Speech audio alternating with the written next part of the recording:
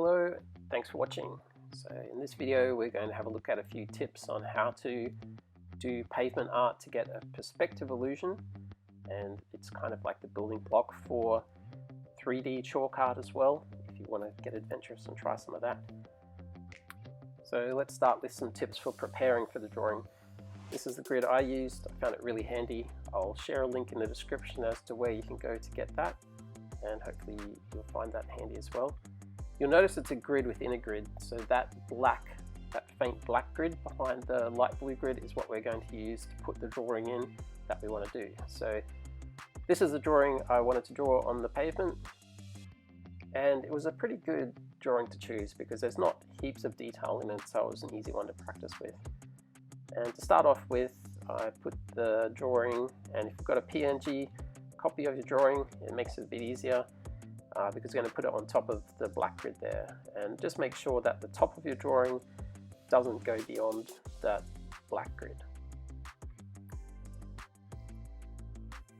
And next I selected the outline for the black grid. You could just select the black grid if you wanted. I've gone just a rectangle that covers the whole area, and then I'm using Pixelmator in this one, so I've right click on that and choose Distort. And if you've got even a basic photo editing software, you'll probably have a similar option. And what we want to do next is stretch that box now so that the black grid kind of overlays where the light blue grid was. So firstly, I've stretched that vertically, as you can see there, which brings the height correct, but now we have to make it so we can drag the top left hand, the top right hand corner, so the black grid is sitting where that light blue grid was. So that might take a little bit of fiddling depending on how good you are with photo editing. I don't think it needs to be exactly correct, but as close as you can is good. And what you'll end up with is a distorted image, but you can see the black grid there is lined up pretty neatly as to where the light blue grid would have been. And here you can see the original image we started with on the left, and the version with it stretched. Rightio, you don't necessarily need to do this step, but I've taken away the black grid and the light blue grid, and I've put over a yellow grid which just has a bit of a denser packing of squares, just to make it easier to sketch the image that I wanted to draw onto the pavement. Now it's time to get a bit of this stuff. This is just chalk from the toy shop. It cost about 10 bucks for this box. If you're really into art, you might want to get some soft pastels or something like that to add extra detail.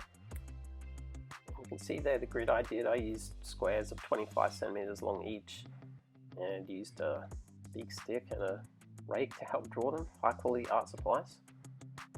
And just want to make sure that you have enough space to view the final picture you do from the correct angle.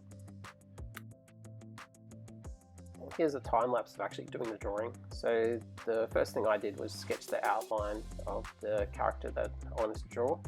And then I could just put little marks in each box of what to color in.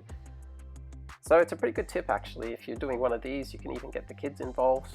It's not that tricky if you just show them which squares to color in which color, especially in this drawing which has a lot of large areas of consistent coloring. If you're doing more advanced art, that might be a bit tricky, but for this one it was a really good practice run. Overall it took about 25 minutes to prepare the grid, and probably another hour to trace the outline of the drawing and do the colouring in.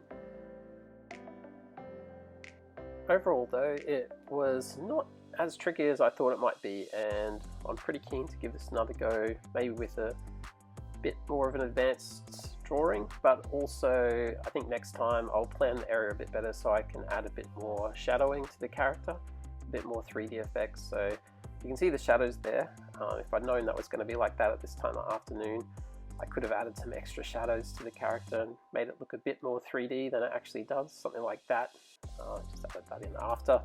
But yeah, I could have planned that out a little bit better as to how that could have looked. Thank you very much for watching. I hope you enjoyed it. Please subscribe for more videos, and if you do give this one a go, I'd love to hear about it in the comments. Maybe you could leave a link to your video as well, and I'll be sure to check it out.